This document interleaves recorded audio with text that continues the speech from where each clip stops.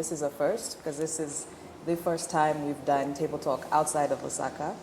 So that's something big. You brought us out here. I'm glad you came. Glad we came. So could you tell us about the significance of the Copper Belt to your story, actually, since you wanted us out here? Yeah. I don't think you can tell a good Zambian mining story without talking about the Copper Belt. And when we speak of the Copper Belt, there's the province, but in the mining world or in the geology world, there's the Copper Belt that extends into what is the DRC, Northwestern Province, and this part of Zambia. So you cannot not do it from here because it's essential to anyone who has had a career in this part of Africa, in copper specifically. And that's why this place is special to this country, to a lot of people before me, and who will definitely long come after me. Yeah, and it's special to your career. Yep, I have never worked except when I graduated in the US. My first job back in Zambia was actually in Northwestern Province, which people call the new Copper Belt. And I have been in this since 2010. I've been here, Northwestern and Copper Belt Province. So let's take things back even further to your formative years. Mm-hmm. Could you tell me about your background, your family background, your education background, and how that helped form you into the person you are today? Okay. I was born and raised in Lusaka. I was raised by a single mother. My mother was one of Zambia's first physiotherapists. She graduated in 1971 in Germany. So she was someone who was a rock to everything that I did, allowed me to explore and do things that in what I would say was a bit unconventional. I would say apart from my formalized learning, my experience and my upbringing did shape how I viewed things, and she gave me a libidinous view of life. There was nothing that I was not allowed to do in a cultural setting as a little girl. For example, and I do tell this example quite often because it shaped how I think and how I evolved as an adult, is one of my grade 6 projects. I went to Nkwazi school and we were given projects and I decided to simulate the Kariba Dam. And I needed the tools to simulate it. So I had a mother who would let me dismantle the fan and the VCR to get little components and build what I thought was a dam. It actually failed, I must say. But I had a plastic tube box, I had some clay, and I got the fan, the motor from the fan, and I attached some blades that would act like a turbine, and I had a little straw pouring water in, and then I connected it to a circuit that I got from the old VCRs. For those who don't know, a VCR video cassette recorder, and a battery and a bulb to see if power would run as that thing. So it tripped. It worked for a small while, but it had issues because there was water involved. But I was in grade 6. The point was I could take electronic appliances and apply myself and learn something from that, away from learning science in the classroom, and to have a parent who lets you do these things and you're not breaking anything in their mind. You're letting your child be creative, I think is something that has formed me. So obviously there were things that I did that were wrong, but I would try, and that kind of fostered my learning experience. And then, I grew up in a house with a lot of books in general. Not only like children's books. My mother's library I would call them freedom fighting liberation books. So I would open this book, not knowing what I was reading, but I'm reading about Sankara or Lumumba. And there were stories to me. There was this guy, his name was Patrice Lumumba, and he did this, even though the story is a bit sad and a bit morbid, but even stories about Kaunda or Frantz Fanon. So I think that kind of created a sense of pride. When I was a kid, again, I didn't know what I was really reading, to be fair to myself. But that's on the childhood front. I think you kind of have to lead me into what part I haven't answered yet. Well, you touched on one thing, which I figured all those books, that's the reason why you're a Pan-Africanist, which is how you described yourself earlier. Yes, the word comes, it's a loaded word, and I should be careful when I use that. You're a Pan-Africanist and you are a lover of history. Yes. It's a loaded word because it can sound like extremely overly negatively nationalistic, but I think things that speak to my identity as an African, not as a Zambian, but as an African, but in how the world views us and how we view ourselves. I think we kind of carry a lot of how the world views us But early on, started to have a view of myself that is not negative or whatever is portrayed in the media. And I think that wave is in a lot of people now. But those times, I mean, I wouldn't understand why people had issues with my mother having dreadlocks. That was talking about 20 years ago, okay. you know. Mother had dreadlocks. And my mother was she was a counselor later on in her life. She was a counselor in the chamber in Lusaka for Kamwala, and she was once told that she couldn't come with dreadlocks, and she refused. You know, little things like that. So you'd wonder, but what's the issue with this thing? You know, where does it come from? So you try to get the context of things like your natural hair. And I never grew up with, I'll call it processed hair, should I call it that? But you know what I mean? That was there early on, and kind of like having your identity set and not being ashamed of who you are. My name, Mfikeyi, is a very unique name, even in Zambia. People always ask if I'm Zambian, but it's a very Zambian name. I just think my mother was inspired by the Zulu Wars, the Mfekane Wars, and decided we're going to name you Mfikeyi because it's not a known one in most of the Zambian languages. So having to explain why your name is this, having to explain why you don't have an English name or things like that. Understood. So that in that sense of my identity and who I am and why I want the continent to develop, and I want people around me to be part of the growth of Africa.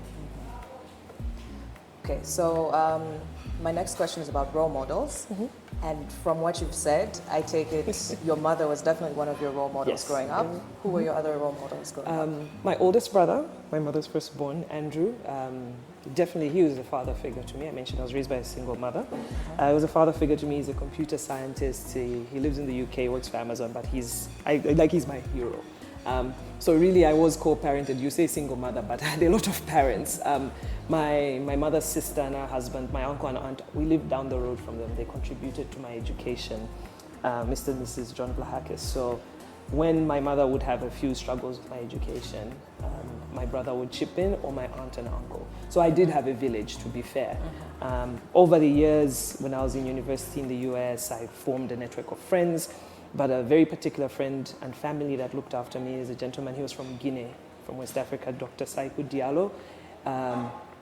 When you're a student in a foreign land, you can easily fall off the wagon. But he was a compass for me. He was the parent I didn't have, but he was a student as well.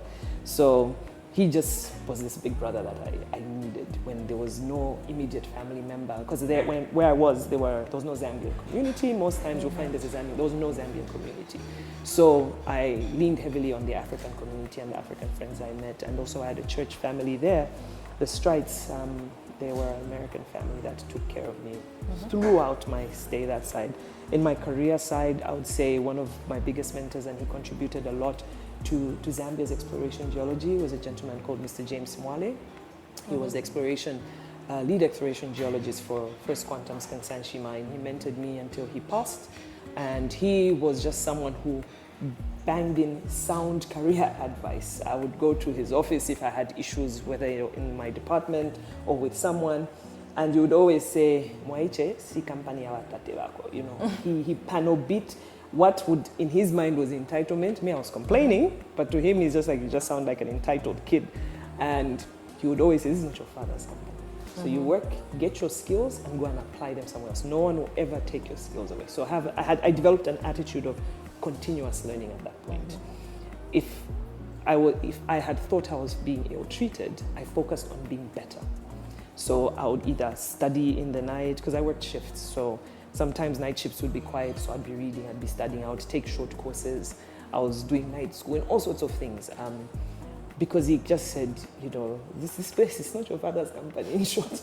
So he passed away a year after my mother, so I just felt like, I was hit because he was just someone there. So I'm still, you know, friends with his family. They're from Kitwe, and his kids and his wife. So somebody I really, really honor and respect. And there were a lot of other people, but I would say these are the people who shaped me. It was not my own efforts. Okay, so you've touched on career and career advice that you've received. How would you sum up your career history? Clearly, you've been an engineer since you were a kid, with doing your experiments, recreating the career. But once you graduated from college, what was the path from there? So I graduated with a bachelor's degree in civil engineering in the US, in Virginia, in 2007.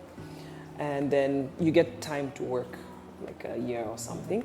And I joined a company that was doing geotechnical engineering. It's a branch of civil engineering, but it's also a branch of mining. I was using it as a branch of civil engineering, where I was working for a small consultancy on the East Coast that was doing all these soil tests. So I worked in a lab. I would do soil tests for engineering consultants to see if the soil was suitable to build on. I'll do what they call bearing capacity tests that would basically test the strength of the soil. Then you design your foundation, then you design your structure. So that was like about a year and a half, and I'll note the timing was 2007.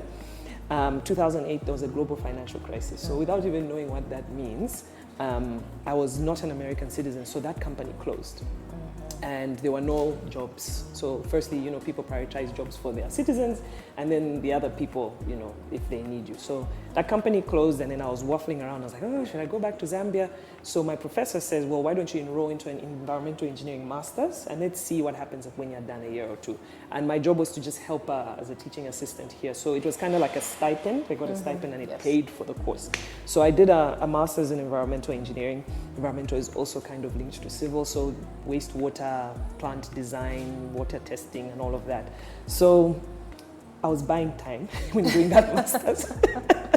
And then 2009 came around, and again, I don't know what a global financial crisis means, and there was still no job. So my mother was paying my rent, sending me pocket money, and said, there's no way you have a bachelor's and you're sitting there. You might as well just come back to Zambia.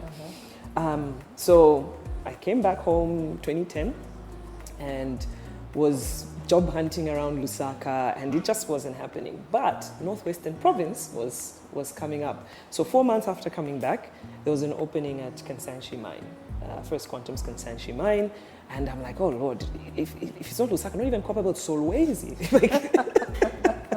So now we understand why I had to pull you guys here, because it's part of the story. So I got a job as a civil works supervisor on the process plant at Kansanshi, and I did all the odd jobs for the owners of the plant. So I was quite junior, I had a senior engineer above me, and basically just building stuff, ponds for the copper sulfate, all sorts of stuff like that. So after a year, and after about 2 years, there was like a talent, the company was looking at talent, First Quantum was looking at talent in different divisions to go and work in the mining division. There's different sides of being on a mining operation. So a few of us got a chance to be sponsored to do a mining master's degree. So I was selected from the maintenance division. So there were people from other divisions, and it was in partnership with the University of Exeter, Cambon School of Mines. So some people were already working at a more senior level, and they had already done some like bachelor's degree in mining or metallurgy. I was a pure civil engineer. So the opportunity was to go to the UK for a year, or you could do it part-time. So I said, well, I've never been to the mining division, because if you've been on a mine site, it's massive. There are people who've never been to one side of the mine. It just happened. So I had never been in the pit. I'd been on a process plant, but I'd never been where they're extracting, the surface, because it's a surface mine. So I said, let me do it part-time. I'll be going to the UK, and then I'll do my dissertation from Zambia, and then spend time learning mining. That, I would say, was transformative for me, because that's when that's when the civil just ended, because I wasn't even doing any design. Like the design's already there. I was just an executioner, So joined the mining division, and normally, fresh graduates of mining at bachelor's level, you start with training.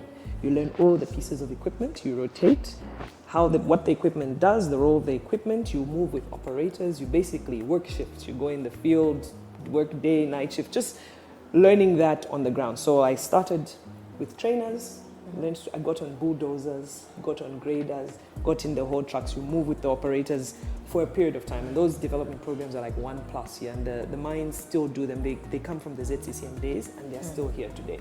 So then I'd go to class. I'd do like a 3-month, and you're doing an in-class stint, the theory of now mining engineering. So were some of those classes in the UK? Were yes, you I'd splitting go your to the time UK. between the UK Yeah, and so I'd Zambia? go to the UK. I was in Cornwall, and then I'll do the in-class portion and then come back. So it took me 2 years instead of the 1 year. So my other colleagues did the full 1 year, and I just said, nah, let me go and learn this thing. So when I was done with my rotations, I moved to you get to pick which division you want. So you've got your load and haul. So load and haul is literally what the words, miners are very simple people. Let me just say that. So you load it and then you move it. So those are where your trucks and your excavators are. You have drill and blast. This is where the drillers and the explosives, because you need to break the rock, which is going to be taken to the mine, to the plant to process it. And then you have your support services, the people who push the earth, the people who clean the roads, the graders. So I liked drill and blast. I was fascinated by it. So I became a certified driller on drilling equipment, so I can drill like an operator. I got a blasting license, that's a requirement under the mining regulations. So if you're working in an open pit or an operation, you need to know how to handle explosives. So you'd work with the blasting team, we call it charging, you charge the shot. So basically you basically have a company that is bringing you the explosives. The explosives are an emulsion, they're liquid. And they put them in the rock. We drill holes, you put your explosive in the holes, you put a tie-up pattern. I'm getting technical, but the tie-up is how you blast it. I'll show it to you on YouTube. But it's how you blow up the material, to make it simple. And that's all part of the mining cycle. So I did that and I just fell in love with it. So I became a driller. I'd work with a crew. So you're working a shift, day shift, afternoon shift, night shift. So day shift, 6 hours to 14. Afternoon crew comes in, 14, about 15 hours to 23. Night shift crew comes in, 23 to 06. And then you do that for 5 days. So day shift 5 days, afternoon 5, night 5, then your rest like 3 or something like that. Okay. And the idea is you want continuous production. So people are tired. There's no way you can continually work 15 days. So you manage the crews. And that part of mining is people management. That's the part of mining I think doesn't get spoken about so much because people are always working the night. We actually say we move the Zambian economy while people sleep. We think of the drilling. When we hear mining, we think of the drilling, really. Yeah. The extraction. Yes. We don't think of the other processes around that. Yeah, so you need to, firstly, you need to find the ore body. You need to find whether it's copper, cobalt, name every metal, you need to find it. And then you need to define it, how much of it is there, which is called resource definition.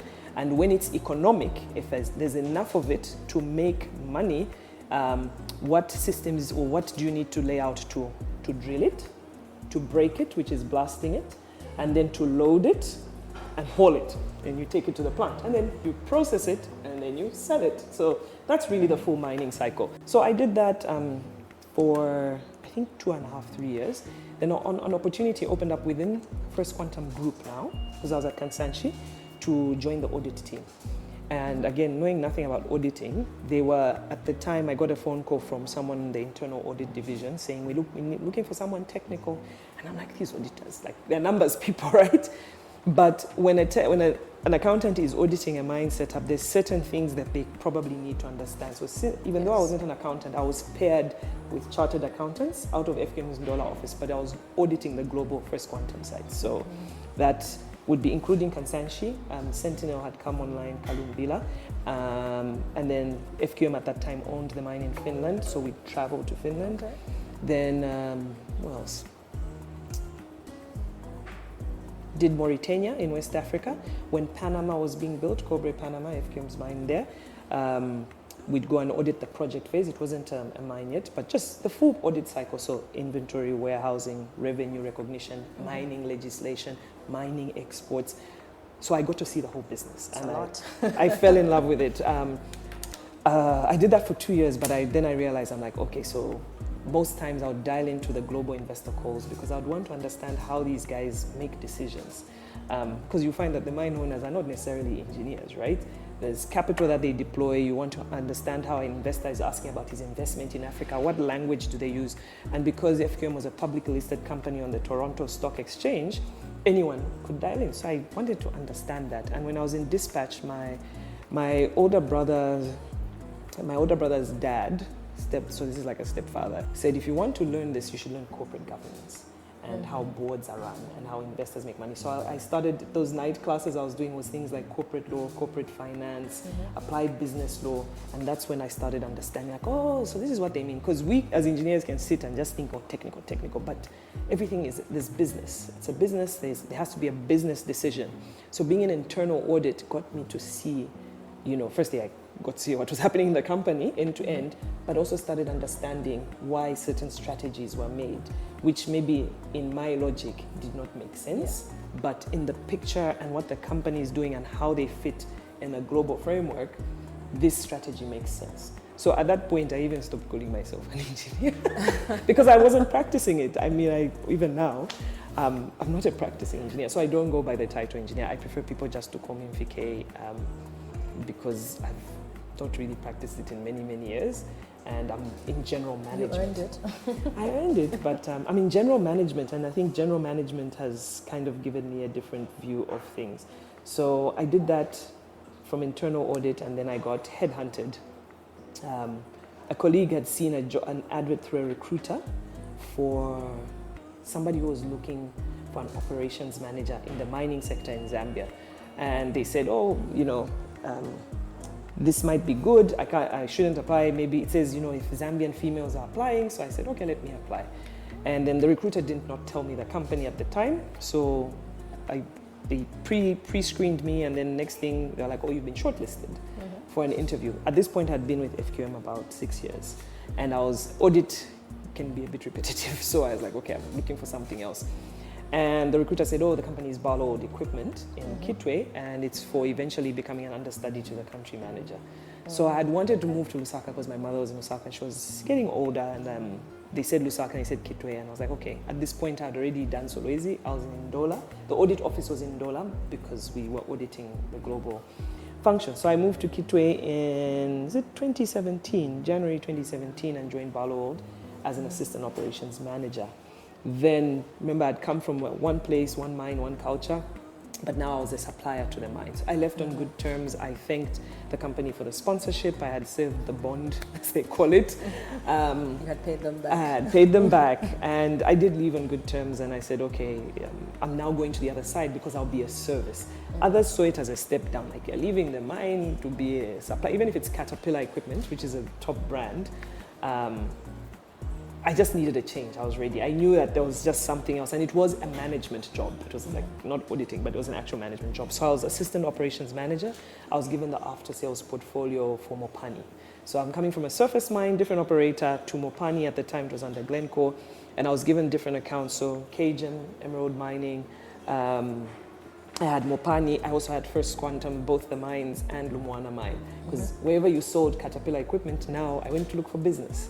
This opened me up to the world of sales. So I now learned how to sell and negotiate for services. So if people need a mechanic to fix something, spare parts or equipment sales, and did it for 2 years, rose to operations manager when the operations manager moved to another country. And in the middle of COVID, after doing that, I was given the safety and risk portfolio. So all the people who worked for Barloworld Zambia from a safety perspective, I was responsible for managing the risk register, managing safety audits. The company had about 200 people across Zambia. So Lusaka, Northwest, Copperbelt, we had branches. But if you're servicing a Caterpillar machine, not only in the mines, even in construction, so Dangote was a customer. Anyone who has a Caterpillar genset was my customer, or a Caterpillar excavator. So if you see it on the road, you'd stop and be like, where do you buy your spares from?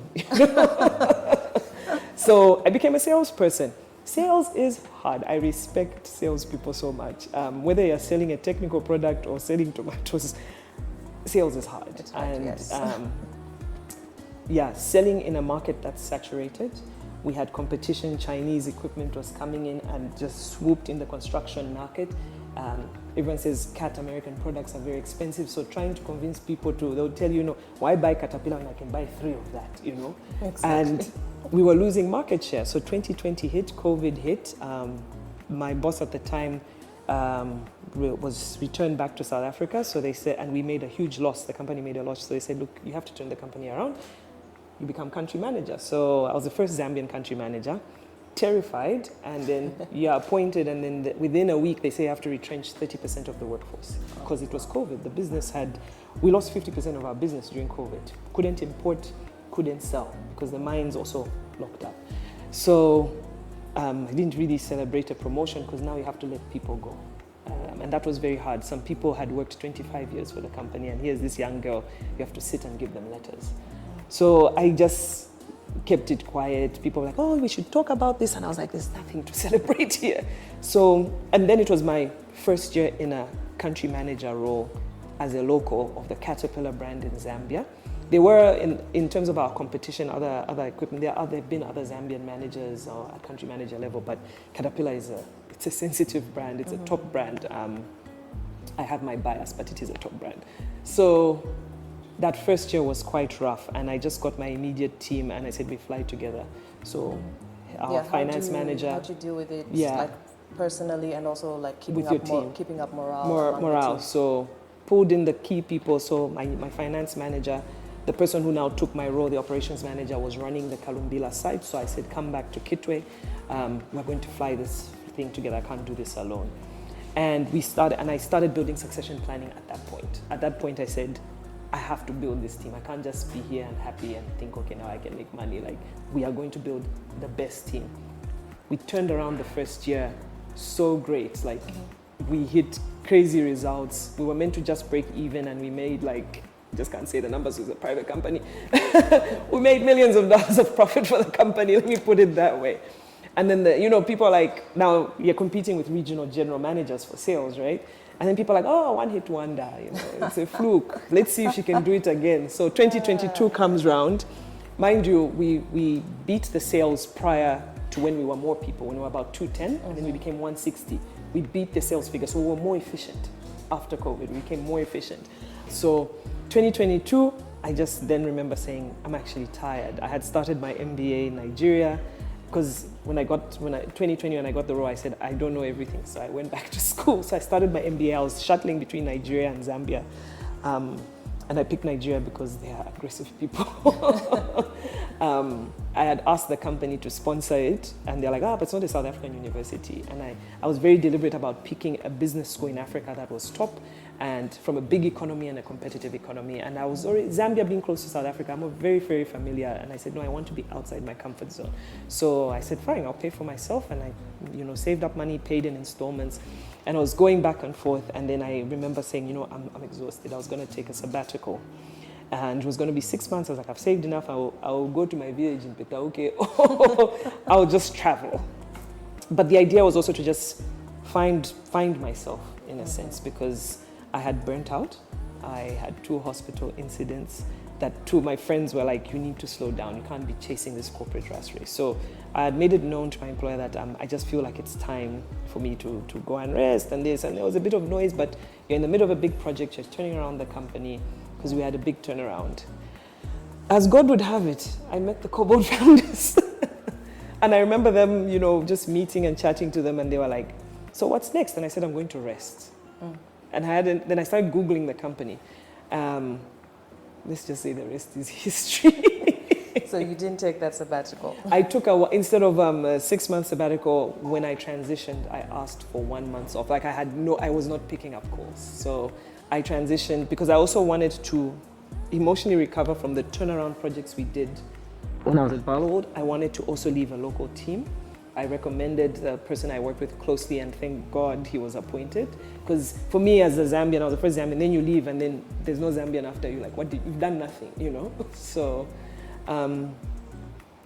after that, joined Kobold, and this is now in exploration. So I started out in a process plant. I moved to the mining division. So I started out in a process plant. I'm not a chemical or a metallurgical engineer. I was a civil engineer in a process plant. I went to mining. I wasn't a mining engineer. And then I studied it while I was there. Then I went and joined audit. I'm not an accountant. And then I started learning business. And then I went into mine services and I started learning sales and marketing. And then now an exploration company comes along with AI. And I remember sitting, I'm like, what is going on? But what I'm getting is that you are very adaptable and... Yeah. Looking back, that was it. When the opportunities came and the chances came, I leapt. But most people think like you know everything. You actually don't. You take the opportunity and then learn. And you start learning, and it's just that willingness to be agile and to listen and to lead, because the people who are actually reporting to you are teaching you the work. And that's when, leadership and qualities of leadership became quite important to me. My character. I used to have these sessions, these one-on-one sessions where I said, guys, give me feedback. And then people would sit, and I'm not allowed to respond. And we have what we call start, stop, continue. What should I start doing that will help you? What should I stop doing that hurts your work or you? And what should I continue doing? And after doing this for like 6 years, you kind of see your pattern. When 5 people tell you, you lose your temper a lot. You just like, okay, I think I've got some issues. So Okay, so since you have touched on leadership, yeah. what is your leadership style? How has it evolved over the years through the different companies? It's transformational because I evolve through the people I serve. And when I see their excellence, I kind of know I'm on the right track. So I sometimes even emotionally invest in someone because with the way Zambia is, I sometimes think we also just lack confidence in business. We're confident in a lot of other things, but in business, you know, we lack confidence. Yeah, in business, so I think we lack, and I'm speaking as a collective. And now let me speak for my sector because I'm not in other sectors. When you're on a big a multinational mine, it can be intimidating, or you're running a multinational brand like the Caterpillar brand or whichever other brand, and you see your competitors walking the room and pitching and their product is delivering. How do you transform your team into a set of believers? Is something that I spent a lot of time investing in, guys going to Toastmasters and because we were selling a technical product. So you find most of your engineering graduates who are working for companies like Barloworld don't have sales and marketing. It's not in their education curriculum. Speaking and pitching comes from a different industry, your marketers and whatnot. So I literally would send engineers to the marketing conference because guys, you need to learn how to talk. You can sit and say here the shiny, the line, the this doesn't mean anything. If the owner of the mine or the person you want to sell to is not even as technical as you, and you want him to buy your product, you need to do a bit more. Just throwing out the big words won't help. So I would sit and have these one-on-ones, even with my management team, and then we'd do these company-wide talent reviews. And those are things I learned from, the HR managers that I'd worked with over the years, because I just got invested in HR and things like that. So I like to think of myself as transformational. Maybe you should ask. And improve my areas of weakness as well. So we spoke earlier about meeting sales goals and actually exceeding sales goals, which got me thinking about the question of success. How do you define success, and how have your ideas of success evolved over the years? Okay. Oh wow, that is a good question. And it will sound so abstract, but let me say it because I thought about it when I saw it. I think it's the agility and willingness to take criticism. To be constantly successful, and I put success and excellence, because there's success as an instant, and then there's continuous success. And I think it's the willingness to take criticism and adapt to do more. That's how I see that person is successful at something. When you're being given whatever these accolades, it's also important to recognize that you're not everyone's cup of tea, and that's okay. I try not to hang on to the glory and the accolades too much, because you can easily get lost in it. You can get lost in number of awards and whatnot. What is the impact that has been left is the success. When you're long gone, like I am truly proud that I left a local management team at Barloworld. When I joined, it was not a local management team, but I didn't just leave a local management team for the name of it. I left excellent people irrespective of where they come from.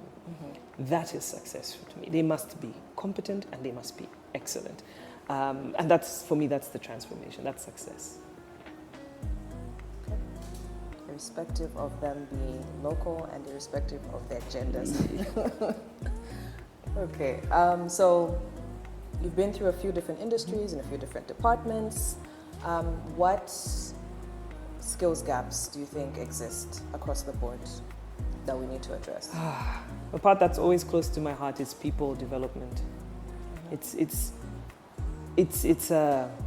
significant. We are in the fourth industrial revolution, which is the digital revolution. And whether it's a country, as a continent, we are like decades behind. We probably don't realize or see it. Being systematic as a leader or as a CEO, making sure that the human capital, not only in the company, but in the pipeline that will eventually be the future workforce in your industry, which speaks to your country, starts with creating work, which starts with when you even just found a company, whether you're an entrepreneur and you're the solo employee or you have 3 employees, starting with that human capital development early. The mining sector, like I talked about, is quite a complicated sector. There tends to be these blanket statements that there are no skills in Zambia. Yet, if you go on LinkedIn, there's always a mechanic who's landing in Australia, from Zambia, or New Zealand, or Canada. So when someone says there are no skills in Zambia, what do they mean? It's because those countries have strategies at a national level for their human capital. That's why a mechanic from Zambia, who is not supposed to have the skills, can get a job in Canada and boom, he's gone. You keep losing the best because there's no national strategy. So it starts industry, it starts the education sector, the universities, people are always saying, I can't get an internship because there's not an opportunity for internship. It means the leaders in the private sector do not understand what they're actually doing to the country. So for me, that is the gap. The technical skills and the innovation comes when you allow young people to be creative in your workspace.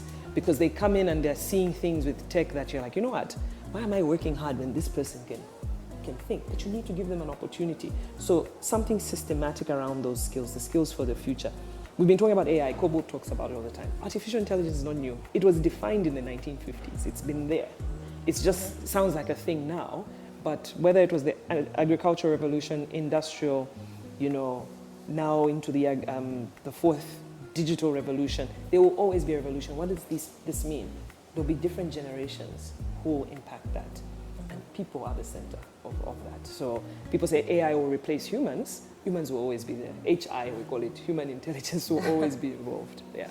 So that's a gap, and that's across sectors. I'm speaking engineering and mining because of the impact. If your curriculum is behind, if people are not learning how to program now, right now we are looking for geologists who know how to code. Because we use AI in our systems. We use it's called data science, the field of data science, using data intelligently. But if I'm not able to get geologists who know how to code out of uni and I'm training them, we're already behind the rest of the world. So yeah, that's the gaps I see. So you've spoken about how things are moving. There's always a revolution. One of the next revolutions is with electric vehicles, which Kobold Zambia has a place in.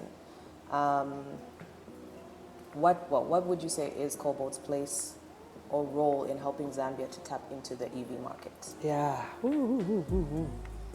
I can answer this in many ways. Let me give it a structure. So it's clear that global warming is a thing, it's here. The world does need to transition to cleaner energy sources.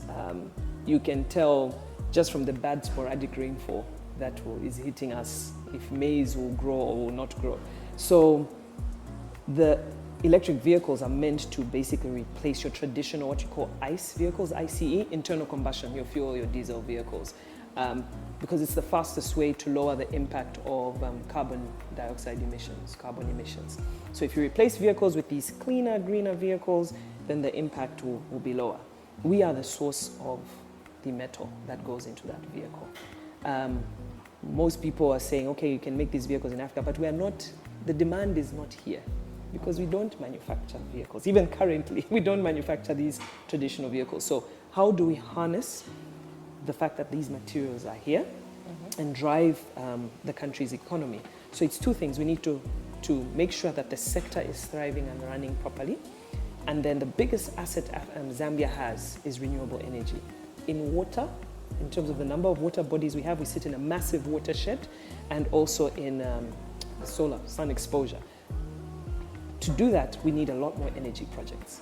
So linked to EV, you need a lot more energy projects that will drive productivity, because the more power we have, when you're building a new mine, so Kobold Mingomba will be a new add-on mine, it will need power. We are looking for many more mines to come up. Other companies will have many more mines, they all need power.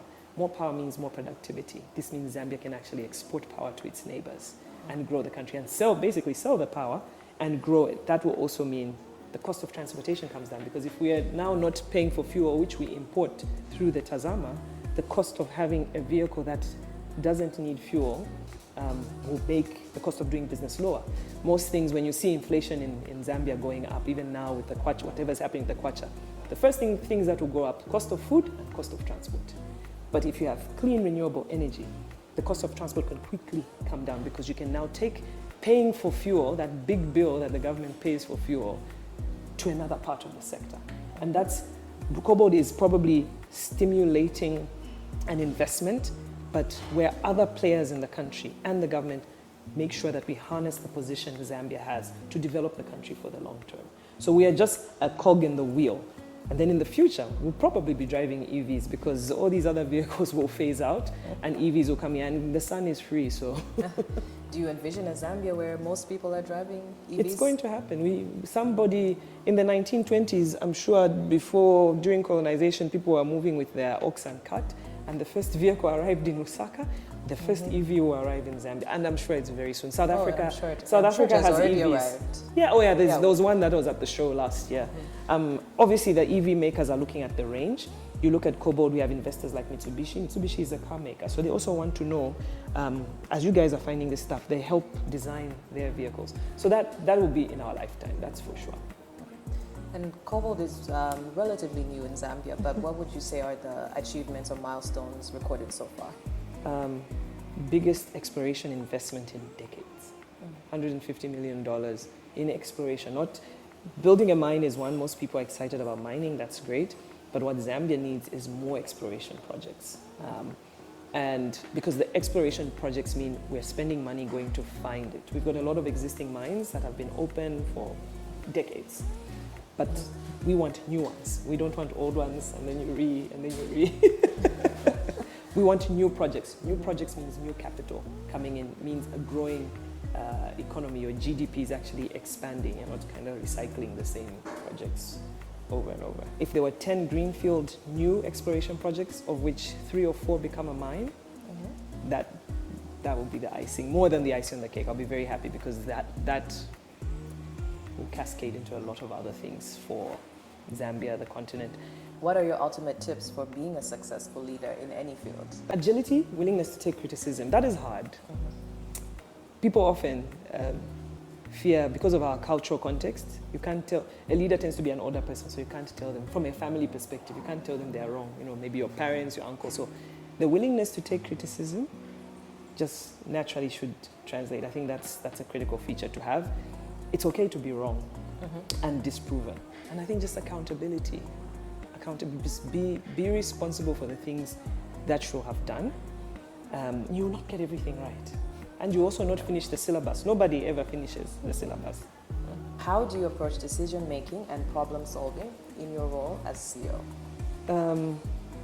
Okay. I'm a calculated person. So I'll start with a logical route. I'll visualize what decision do I need to make. I'll do like a mental fault tree of, okay, if it's yes, no, then you build the lines. But then what I do is at the end, I'll apply EQ to say, okay, the decision is leading me to this, but my emotional quotient, because you might be dealing with people, lives, and things like that has to come in. And then that's my weighting on how I make decisions. Because I'm weighing the opportunity costs. What will the decision cost? And then what's the impact? To the people around me, is there no impact?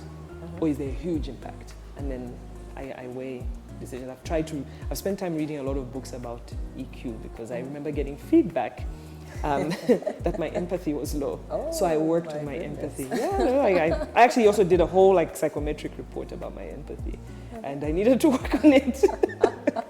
So I ended up reading books. Emotional Intelligence by Dan Goleman was a book that I think that's where you think too technically. So, would you say that your empathy is now at a level which I have to ask the other people? I think I try. I do think it's an effort because when you know it, when you know it and you recognize when it's happening. Yeah. You know how to deal with it. That self-awareness. Exactly. It has to be there. So, just people being able to just take criticism and not overreacting, though I do overreact sometimes. At least you know. Yeah. All right. Perfect example, there would be meetings where my sales team will say, I think this meeting don't come, we'll be fine. And then there'd be meetings they need fire, they'd be like, we think you need to come. I think this kind of ties in, maybe not really. How does Kobold balance its financial goals with the social and economic responsibilities while also keeping sustainability in mind? Yeah. So our goals are the same. Our financial goals, our social goals, our economic goals. As much as we're investing to in Zambia for a commodity that will actually alleviate climate change speaks to sustainability. It is a business model. There are investors, there are other stakeholders that also expect the returns, such as the community, through job creation. So those are economic goals. There are also sustainability goals that if we move to EVs, then we are alleviating climate change. So our goals are one and the same. There will be a return for the person who is putting in the money in this, who is creating jobs in this country, which will eventually save the planet, to make it sound nice and romantic. Okay, So- and then even in the actual exploration, like how do you ensure that it is eco-friendly, sustainable? So as we're drilling, for example, all the drill machines, whatever greases we use, we have things like spill kits to manage any environmental spills. We're developing a plan to make our site go plastic free.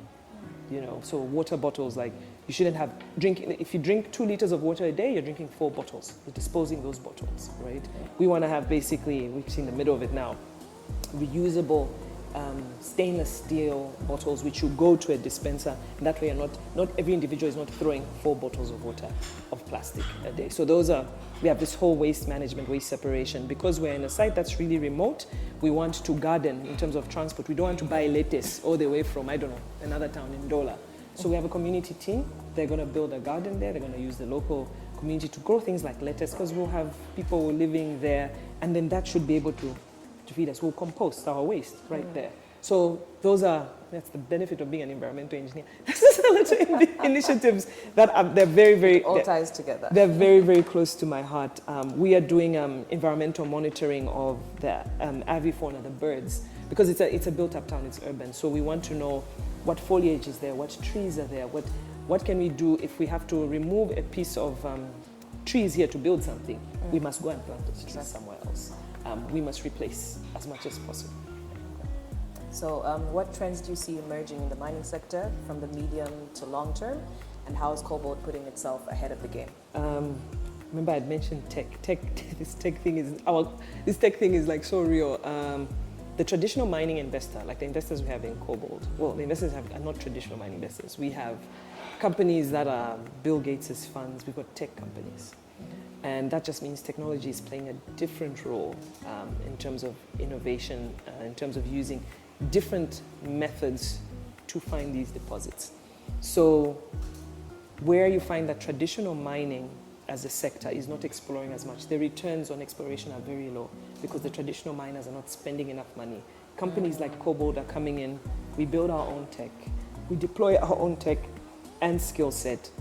And that means the workforce that we'll look for in the future will not be, like I mentioned, your traditional geologist, a geologist who can write a program, because it means it will accelerate how fast we find these minerals, which will accelerate how fast we transition off fossil fuels. So it's no longer linear, it's going to be like, the curve is like this. And that's happening across the board. We have strategic alliances and partnerships with companies like BHP, Billiton, and Rio Tinto. They are the biggest miners globally. And they're partnering with a company like Kobold in exploration because it means their tech is not where this company's is. Our head office is in Silicon Valley. It's not traditional mining capital. You know, mining money is found Canada. If you're on the New York Stock Exchange, you know, but bosses sit in Silicon Valley.